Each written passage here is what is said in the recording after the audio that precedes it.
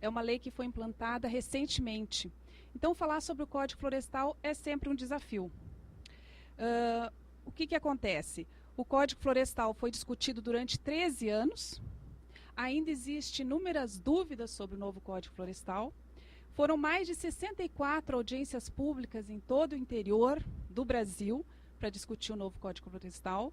E o mais importante ainda, ele ainda precisa ser regulamentado. Os dois principais instrumentos de regularização do novo Código Florestal, que é o Cadastro Ambiental Rural e o Programa de Regularização Ambiental, ainda não foram implantados e devem ser implantados no decorrer desse mês, agora, final de mês de maio, início de junho. Ok?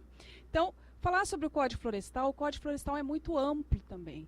Então, na verdade, o que eu vou mostrar para os senhores aqui é um exemplo do código. Na verdade, eu não vou mostrar todo o código para vocês, porque o código é muito amplo. Eu vou mostrar os principais pontos que foram discutidos e que já estão valendo.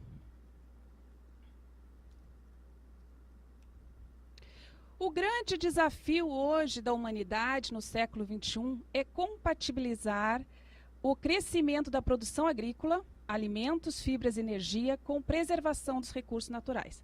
Esse é o grande desafio hoje do produtor rural. O produtor rural ele tem que trabalhar dentro do tripé da sustentabilidade, ou seja, ele ser ambientalmente correto, economicamente viável e socialmente justo. Hoje o produtor rural trabalha dentro desse tripé da sustentabilidade. Vou falar então algumas verdades sobre o novo Código Florestal. A primeira questão que eu acho que a gente não pode deixar de falar é que o Brasil é o segundo país maior em cobertura florestal. Muito pouco se fala sobre isso e é importante dizer que o Brasil é o segundo país maior em área florestal. Ele tem em torno de 519 milhões de hectares. Isso corresponde a mais de 65% do território nacional. Vejam só, mais de 65% do território nacional hoje é ocupado com vegetação nativa, tá? Que inclui as florestas e outros tipos de vegetação, áreas protegidas públicas, tais como unidades de conservação, parques e terras indígenas e privadas e áreas também não protegidas. O restante, 23%, são áreas de pastagens. 7% são áreas de agricultura. Todas as culturas agrícolas, sejam grãos, cana-de-açúcar, frutas e florestas plantadas. Aqui nesses 7% também está incluídas florestas plantadas. E 4% então seria urbanização e outros. O Código Florestal de 1965 teve mais de 60 modificações. Entre 1965 e 2009 foram 11 leis. O que causou tudo isso? As modificações não geraram solução, e sim trouxeram cada vez mais insegurança jurídica para o produtor rural. Por isso era o momento de trabalhar para um novo Código Florestal. As premissas do novo Código Florestal na questão ambiental, preservação nativa, ou seja, continua toda a preocupação, e vocês vão ver agora, quando eu apresentar o Código Florestal, a questão ambiental de preservação de vegetação nativa continua muito vigente no novo Código Florestal. Segurança alimentar, ou seja, produção sustentável. Social, viabilizar o produtor, viabilizar aquele produtor que já estava no campo, que já estava produzindo há muitos anos. Temporalidade, aplicação da lei no tempo. A legislação anterior era altamente preservacionista, entretanto, ela não conseguiu ser aplicada. E a legislação atual, nós temos desafio de aplicação. Quais são os nossos desafios de aplicação? Eu vou mostrar para os senhores, mas já começa na própria proposta da lei. O desafio de uma única lei para diferentes biomas. Nós temos o bioma da Mata Atlântica, o bioma do Cerrado, o bioma da Caatinga, o bioma do Pantanal, bioma da Mata Atlântica, bioma dos Pampas, tudo isso regulamentado em um único Código Florestal. Os senhores veem que difícil é fazer um Código Florestal que seja aplicável a todos esses biomas. E daí nasceu o novo Código Florestal. A Lei 12.651 Ela nasceu no dia 25 de maio de 2012. E quando ela nasceu, ela já veio com 9 vetos e 32 modificações. Ela já nasceu com 9 vetos e 32 modificações e uma proposta de medida provisória. Essa proposta de medida provisória foi transformada na Lei 12.727 de 2012. E com a Lei 12.727 de 2012, veio junto o Decreto 7830, que veio para regulamentar o Programa de Regularização Ambiental e o Cadastro Ambiental Rural. Os principais pontos que hoje eu vou discutir aqui com os senhores é a questão de reserva legal, áreas de preservação permanente. Esses 2 pontos foram os que menos mudaram no novo Código Florestal. Eles estão muito semelhantes ao antigo Código Florestal. Entretanto, nós temos algumas novidades nesse novo Código Florestal, que são áreas consolidadas, o termo áreas consolidadas não existia no antigo Código Florestal, o Cadastro Ambiental Rural, que é o CAR, que também não existia no antigo Código Florestal, e o Programa de Regularização Ambiental, que é outro que também não existia. Esses 3 pontos eu vou discutir para os senhores terem conhecimento do que se trata. Antes de falar sobre áreas consolidadas, eu vou mostrar a estrutura do novo Código Florestal, como ele se encontra. 60% do novo Código Florestal, disposições permanentes, e 40% são disposições transitórias. O que são essas disposições transitórias? São disposições que vêm para regularizar os produtores que estavam já produzindo anterior a 22 de julho de 2008. Ok? Esses 40% de disposição transitória, eles vão regularizar o produtor e depois não vão valer mais. São disposições transitórias, valerão por um tempo. Do artigo... Mostrando o esqueleto do novo Código Florestal, do artigo 1º ao 58, ele contempla principalmente a questão ambiental. Grande parte dos artigos contemplam muito a questão ambiental, menos a social e menos a produtiva. Já do artigo 59 ao artigo 68, ele trata a questão ambiental, social e produtiva de forma equivalente. E aí que ele vai regulamentar as áreas anteriores a 22 de julho de 2008, que são as áreas consolidadas. O novo Código Florestal, ele tem bastante cuidado em manter a manutenção de áreas de preservação permanente e de reserva legal, melhor equilíbrio na relação entre uso sustentável e conservação da natureza, e uso racional do solo e da água como requisito à consolidação de uso em áreas de preservação permanente, devendo utilizar-se de boas práticas e a adoção de técnicas de conservação do solo e da água que visem a mitigação dos eventuais impactos ao meio ambiente.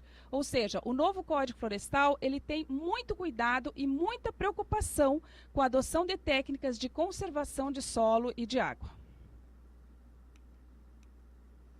Então, eu vou falar primeiro das disposições transitórias, que são as questões da área consolidada. Essa que foi a grande discussão e essa é uma inovação do novo Código Florestal. O que são áreas consolidadas?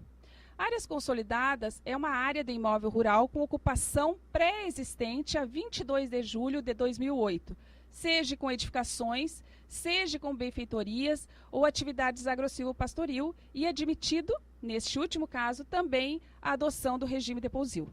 Então, para ficar bem claro, são todas as áreas ocupadas todas as áreas ocupadas de imóvel rural anteriores a 22 de julho de 2008. Estas áreas só poderão ser mantidas da forma como estão, desde que o produtor faça o Cadastro Ambiental Rural, que é o CAR, que é o grande instrumento de regulamentação do produtor.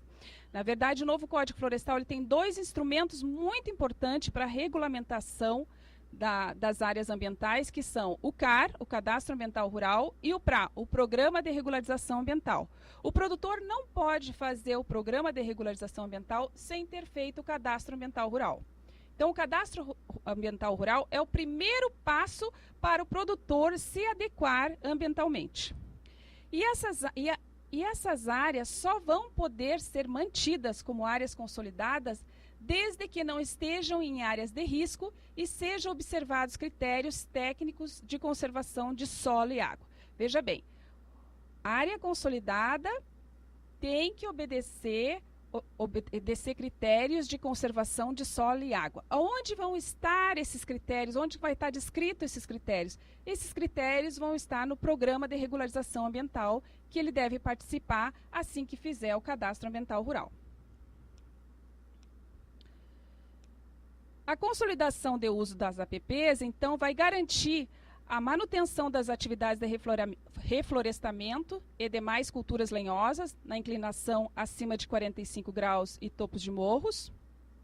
A garantia de manutenção de atividades de pecuária extensiva nas encostas superiores a 45 graus, bordas de tabuleiros ou chapadas e topos de morros em áreas campestres naturais ou já convertidas. Então, essa aqui veio principalmente para regularizar os pequenos produtores da pecuária leiteira que se encontravam todos em áreas de APP. Se eles tivessem que cumprir o Código Florestal antigo, todos esses produtores teriam que sair daí. Ele veio também para regulamentar os produtores de café em APP em Minas Gerais. Todos esses aqui, então, em áreas de APP também, todos esses produtores.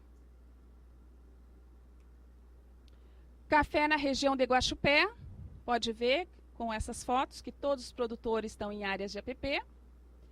Os vinhedos do Rio Grande do Sul. O Rio Grande do Sul, grande parte dos vinhedos estão em APP e vieram com os colonos há mais de 100 anos. Esses produtores já produzem uva em APP.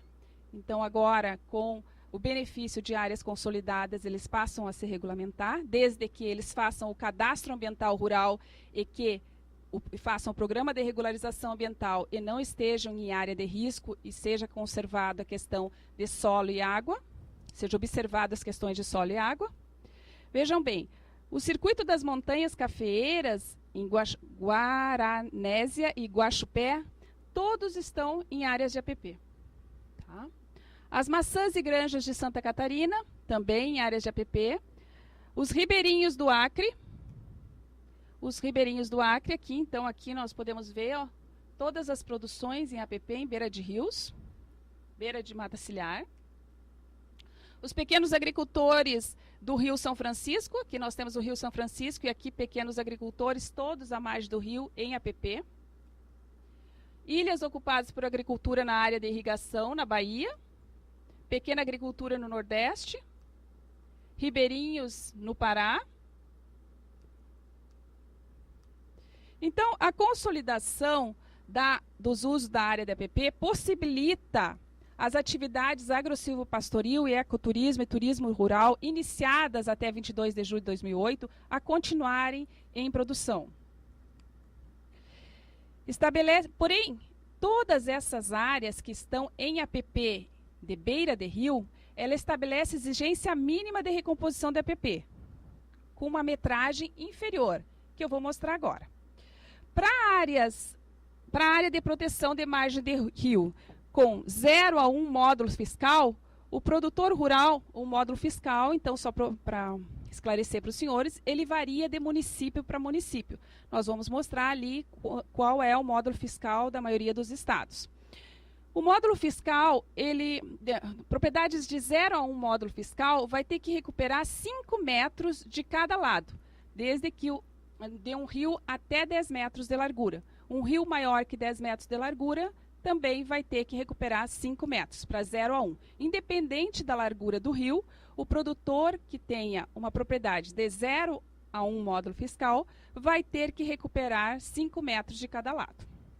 Para propriedades de 1 a 2 módulos fiscais, independente também da largura de rio, o produtor vai ter que recuperar 8 metros de cada lado, 8 metros de APP, ou seja, 8 metros de mata ciliar. Tá? De 2 a 4 módulos, ele vai recuperar 15 metros de cada lado para rios menores que 10 metros, e de 4 a 10 módulos, ele vai recuperar 20 metros de cada lado para rios menores que 10 metros. Tá?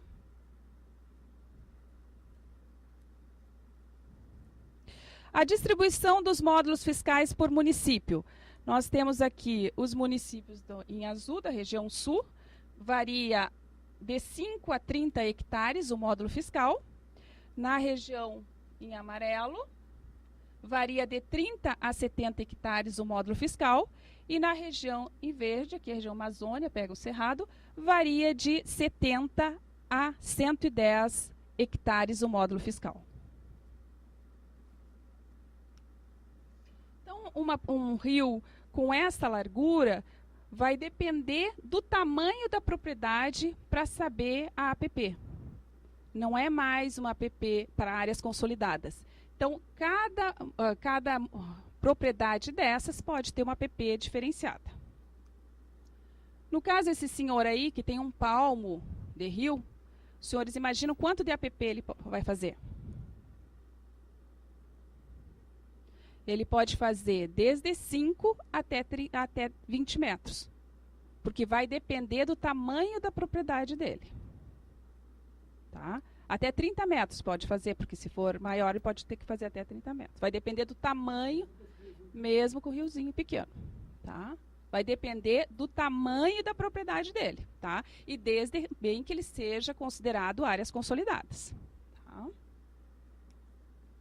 Aqui, então, mostrando uma propriedade com APP de um lado do rio e aqui sem APP. Todos os produtores vão ter que recuperar a APP. Então, desta forma, ele não vai poder ficar. Alguma coisa ele vai ter que recuperar de acordo com o tamanho do módulo fiscal dele. Tá? No caso de nascentes, olhos d'água, independente do módulo fiscal, o produtor vai ter que recuperar 15 metros de raio de APP. Tá? Isso, então, nós falamos então para áreas consolidadas. E aquelas áreas que não são consolidadas, tá? Como ficam as áreas de preservação permanente? As áreas de preservação permanente nas áreas que não são consolidadas fica da seguinte forma. Para largura de água do curso d'água, para rios com menos de 10 metros de largura, 30 metros de APP. Para rios com 10 a 50, com largura de 10 a 50, 50 metros de APP. Para rios com largura de 50 a 200, 100 metros de APP. Para rios com largura de 200 a 600, 200 metros de APP. E para rios com largura de mais de 600, 500 metros de APP. Vejam só que existe uma diferença muito grande em ser considerado área consolidada ou não. Tá? E quando não for área consolidada, deve-se cumprir essas dimensões de acordo com as áreas de preservação permanente. O que acontece? Muitos acham que não existe mais essas dimensões. Essas dimensões constam na lei, estão no artigo 4º e constam para áreas de preservação permanente que não forem consideradas áreas consolidadas. Então, aqui, no caso, essa aqui é só para mostrar para os senhores a nascente. A nascente que nós tínhamos mostrado recentemente, que para áreas consolidadas o produtor teria que recuperar um raio de 15 metros. No caso, nascentes que não sejam consideradas áreas consolidadas, o produtor tem que recuperar um raio de 50 metros. Ok? Ainda continua a área de preservação permanente topos de morros e montanhas, encostas com região com declividade superior a 45 graus e também as nascentes. Vamos falar agora, então, já falamos de áreas de preservação permanente consolidadas, já falamos de áreas de preservação permanentes sem ser consolidadas, e agora vamos falar de reserva legal. A reserva legal, nesse novo código, ela passa a ter a função de assegurar o uso econômico, de modo sustentável dos recursos naturais do imóvel. A primeira reserva legal do código anterior, ela era não poderia tocar. Tá? E agora, essa nova reserva legal, ela passa a ter uso econômico, ou seja, o produtor, desde que ele tenha um plano de manejo, ele pode utilizar a reserva legal. Tá? Na regra geral, os índices de reserva legal continuam os mesmos exigidos no código anterior, ou seja, na Amazônia, a reserva legal tem que ser 80% da propriedade. No bioma do Cerrado tem que ser 35% nos estados da Amazônia legal e 20% nos demais. No bioma do Cerrado, 35% e outros biomas, 20%. Então, no Cerrado é 35%, deixa eu corrigir aqui, o bioma do Cerrado 35% e outros biomas 20%. No caso aqui no nosso sul, nós estaríamos com 20% de reserva legal, ou seja, todo produtor tem que ter 20% de reserva legal. Mas a reserva legal, antes, o produtor tinha que ter reserva legal de 20% e mais as suas áreas de APP. Muitas vezes, a propriedade ficava comprometida em até 40%. Agora não. Agora é possível o cômputo de todas as APPs conservadas ou em recuperação no percentual da reserva legal, desde que não haja nova abertura de área na propriedade e o proprietário tenha feito o cadastro ambiental rural. Ou seja, o produtor pode somar a APP para compor os 20% da reserva legal. Tá? Antigamente, então, ele precisava ter 20% de reserva legal e mais as APPs. Agora ele pode utilizar as APPs conservadas ou em recuperação para compor os 20% de reserva legal. O registro de reserva legal no CAR também desobriga a averbação no cartório de registro de imóveis. Antigamente, o produtor tinha que averbar na matrícula do imóvel a reserva legal. Agora não. Agora o produtor, fazendo o cadastro ambiental, ele fica desobrigado a averbar no cartório de registro de imóveis. E a recomposição, que antes teria que ser somente com nativas, a recomposição da reserva legal, agora a recomposição permite a utilização de um plantio intercalado de espécies nativas com exóticas ou frutíferas em sistema agroflorestal. Somente que as exóticas, elas não podem ultrapassar 50% do total da área a recuperar. E reserva legal para imóveis menores que 4 módulos fiscais. Propriedades menores que 4 módulos fiscais não precisarão recompor a reserva legal. Valerá o percentual de vegetação nativa existente na propriedade até 22 de julho de 2008. Isso é muito importante falar que, na verdade, não pode haver nenhum tipo de desmatamento. Se o produtor anterior a 22 de julho ele tinha 30% ou mais que 20%, ele não pode desmatar. Ou seja, valerá o percentual existente em 22 de julho de 2008, seja ele a vegetação nativa que for. Ele não pode agora fazer. Aqui, então, fica bem claro. As atividades de área de reserva legal desmatadas irregularmente após 22 de julho de 2008 deverão ser suspensas imediatamente e o processo de recomposição deverá ser iniciado até 25 de 5 de 2014, sem prejuízo das sanções administrativas, civis e penais cabíveis, devendo tal processo ser concluído nos prazos estabelecidos pelo Programa de Regularização Ambiental. Então, aquele produtor que, porventura, desmatou depois de 22 de julho de 2008, esse produtor ele tem que recuperar imediatamente. Tá? Isso tem que ficar bem claro. Por isso que eu falo, não pode haver nenhum tipo de desmatamento. E agora nós vamos explicar, então, como é o cadastro ambiental rural. O cadastro ambiental rural, ele ainda não foi implantado. Ele deve ser implantado no decorrer agora do final de maio, uma plataforma, e também deve sair uma instrução normativa regulamentando como vai funcionar o cadastro ambiental rural e também um decreto regulamentando como vai funcionar o programa de regularização ambiental. Mas o que é o cadastro ambiental rural? O cadastro ambiental rural ele foi criado no artigo 29 do novo Código Florestal e ele é, na verdade, um registro público eletrônico de âmbito nacional obrigatório para todos os imóveis rurais com a finalidade de integrar as informações ambientais das propriedades e posses rurais, compondo de base para o controle, monitoramento, planejamento ambiental e econômico e combate ao desmatamento. Então, tem que ficar bem claro que o cadastro ambiental rural, ele é obrigatório para todos os imóveis rurais. Ou seja, todos os proprietários rurais deverão fazer o cadastro ambiental rural. E qual é a importância do cadastro ambiental rural? Para que ele serve? Na verdade, ele é base para a regularização das propriedades e para a gestão do uso das áreas de reserva legal e áreas de preservação permanente.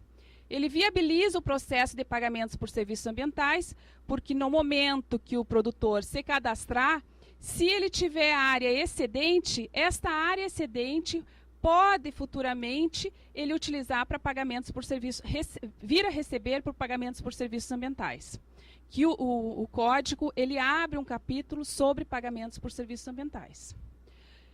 Viabiliza, identifica o produtor rural que interessa e que tem excedente, como eu já expliquei. Base para a compensação da reserva legal, ou seja, eu tenho reserva legal excedente, eu posso fornecer parte da minha reserva legal para outro produtor que não tem. Então, pode ser feito através de cotas de reserva ambiental ou através de servidão ambiental. Tá? Suporte ao planejamento e controle de políticas públicas. As características do CAR. Ele é declaratório, o próprio produtor vai ao local que está sendo feito o CAR, ele é declaratório, o produtor que declara. Ele pode ser feito via web. Hoje, na verdade, é tudo via web. O CAR vai ser via web. Ele é descentralizado, ou seja, não há um local só que ele possa fazer, ele pode em vários locais fazer, e também ele pode fazer, inclusive, na sua casa, tá? Porque ele é via web. Permitirá a integração e outros usos e utilizará a imagem de satélite para o cadastramento. A inscrição ela vai ser realizada preferencialmente nos estados e municípios, no prazo de até 2 anos, a partir do lançamento do ato da ministra do Meio Ambiente. Então, quando a ministra lançar, o produtor pode fazer no decorrer de 1 ano, prorrogável por mais 1.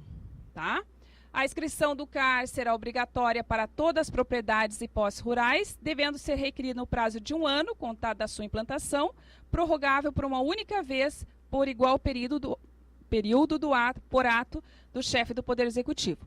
O CAR ainda não foi implantado, ele deve ser implantado agora até o final, até início de junho, tá? Quando o CAR agora faz 1 ano, na verdade a lei faz 1 ano, agora no dia 25 de maio de 2013, e eu creio que no decorrer dos próximos dias deve ser implantado o Cadastro Ambiental Rural. Então, aqui nossa situação do Paraná. No Paraná, então, nós temos 532 mil imóveis rurais, sendo que 93% até 4 módulos fiscais, ficaria em torno de 490, e 7% acima de 4 módulos fiscais. Qual é essa diferença de acima a baixo? O CAR para imóveis inferiores a 4 módulos fiscais é um CAR simplificado, Já o CAR para imóveis acima de 4 módulos fiscais, ele precisa ter um responsável técnico e uma notação de responsabilidade técnica. Tá? Então, o cadastro será realizado pela internet. Hoje já existe o site já está disponível lá. Vocês podem acessar, só que não está recebendo ainda os cadastros, mas o site já está disponível. Nesse site aqui, o produtor vai criar uma senha, vai fazer pessoa física ou pessoa jurídica, vai colocar a sua identificação, a identificação da propriedade e vai olhar no mapa georreferenciado, com um ponto georreferenciado, ele vai localizar a sua propriedade.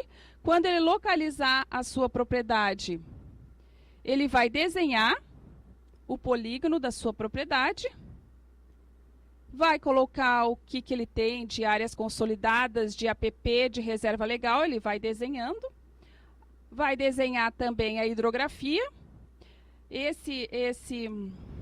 Essa ferramenta permite que ele meça o tamanho do rio e meça totalmente a sua propriedade. Ele vai desenhar o rio e vai ter, então, o recibo de entrega da declaração da inscrição do imóvel rural. Vai imprimir esse recibo e ele fez o cadastro ambiental rural. Tá? Depois que ele fez o cadastro ambiental rural, vem a fase operacional. Ele se inscreveu no CAR, vai cair numa análise administrativa, que é uma análise do órgão ambiental. O órgão ambiental vai fazer uma análise administrativa daqueles dados que ele forneceu, vai fazer uma análise técnica, vai homologar aqueles dados que ele entregou e, se ele precisar, se ele não estiver ambientalmente de acordo com o novo Código Florestal, ele vai fazer um programa de regularização ambiental, que vai dizer o que ele precisa fazer para se regulamentar o novo código, e nesse programa de regularização ambiental ele deve assinar, então, um termo de compromisso, se comprometendo a fazer tudo que determina o programa de regularização ambiental. Então, o CAR, após 5 anos da data da publicação dessa lei, as instituições financeiras só considerarão crédito agrícola em qualquer uma de suas modalidades para proprietários de imóveis rurais que estejam inscritos no Cadastro Ambiental Rural e que comprovem sua regularidade nos termos da lei. Então, se o produtor rural, depois de 5 anos da lei, não se inscrever no Cadastro Ambiental Rural, ele vai ter dificuldade para conseguir créditos agrícolas. A meta, então, é uma meta audaciosa, que é 5,2 milhões de imóveis inseridos no CAR até 2015. É uma meta audaciosa. Tá?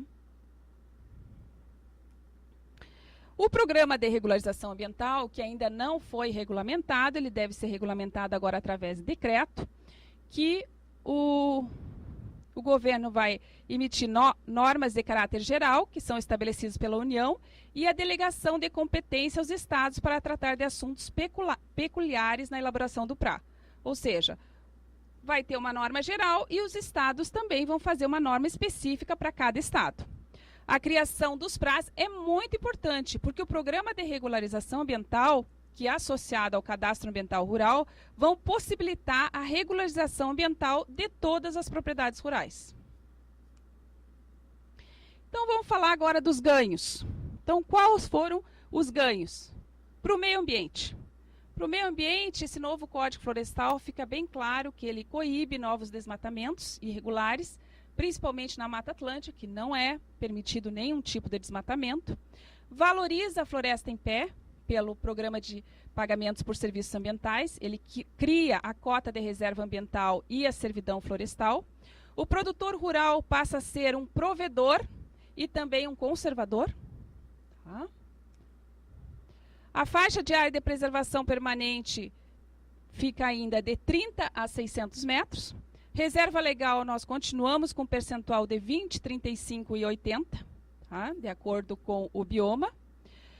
Tem uma preocupação muito grande com a conservação de solo e água. O código é bem claro, ele tem uma preocupação muito grande com a conservação de solo e água, que isso vai ficar bastante estabelecido nos programas de regularização ambiental. Ele cria 2 ferramentas muito importantes para a regularização, que é o Cadastro Ambiental Rural e o Programa de Regularização Ambiental, e estabelece um prazo de 5 anos para fazer o zoneamento ecológico econômico de todos os estados. E para a produção, quais foram os ganhos? Para a produção, ele permite o cômputo da APP nos 20%, no caso, para a região sul da reserva legal. Ele cria áreas consolidadas, e no caso de áreas menores, 4 módulos fiscais, isenção de recompor a reserva legal. E áreas consolidadas também, a redução de APP de mata ciliar de acordo com o módulo fiscal. Não precisa mais averbar a matrícula no cartório de registro de imóvel e pode compensar a reserva legal em outra propriedade do mesmo bioma e permite, principalmente, a grande ganho para a produção é que permite a regularização do produtor rural. Quais são, então, os desafios do novo Código Florestal? Implantar o programa de regularização ambiental em até 1 ano, estabelecer normas gerais para o PRA, adequar a estratégia de mobilização dos produtores para inscrição no CAR, envolvendo entidades representativas do setor, promover a inscrição de 5 milhões de imóveis em até 1 ano, prorrogável por mais 1, e instituir o Programa de Incentivo, o PSA, Programa de Pagamentos por Serviços Ambientais. E os mitos? Falei tudo das verdades e agora os senhores podem perguntar, mas e os mitos? Você ia falar sobre as verdades e os mitos. Os mitos, eu digo que é o seguinte, é tudo que não está no novo Código Florestal. Tudo que se fala e que não está no novo Código Florestal, esses são os mitos. Muito obrigada pela atenção.